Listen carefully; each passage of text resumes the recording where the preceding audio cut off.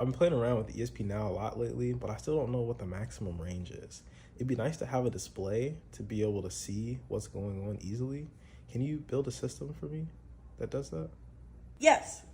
First, we have to make sure that each ESP can send and receive messages. Okay. Then, for the message itself, we can use an internal counter that'll increment every second. And that way, using that display, we can show what the last message that was sent and the last message that was received. And if you don't receive a message, you're out of range. Okay, cool. I like the idea. Can you build it? Yeah. Give me 1 second. So this is what I came up with.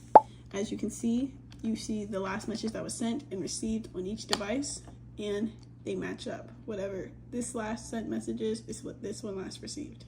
Okay. So this is sending every second? Yes. So this is automatic mode? Yes. Okay, if I want to manually send a message, how do I do that? You can manually send a message by pressing this middle button right here. And that'll switch you into manual mode, actually. First, you have to do that. And then you can press this bottom right button and that'll manually send a message. And the way it keeps count is with this internal counter. Okay. And then that way you know what message you have, what number you're at on the counter, and that way you can tell what message you're about to send. So if I know I should be set 116 because that's what it was there. Okay, so why does the internal say 122 and the sent say 116?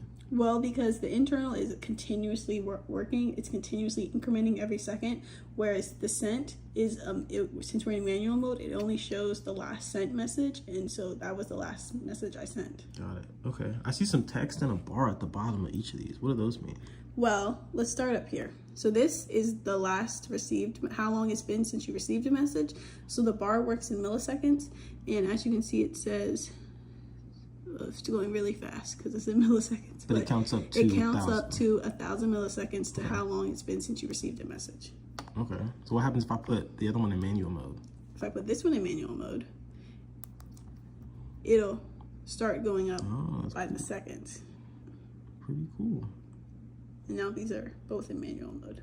Okay, and is there a bar on the other side too? On the sent side, yes, in automatic mode. So this is the bar and it's next in how many seconds, so it counts down how many seconds until your next message. And so how do we know how long till our next message?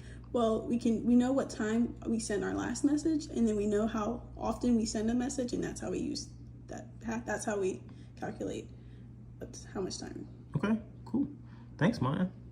You're welcome.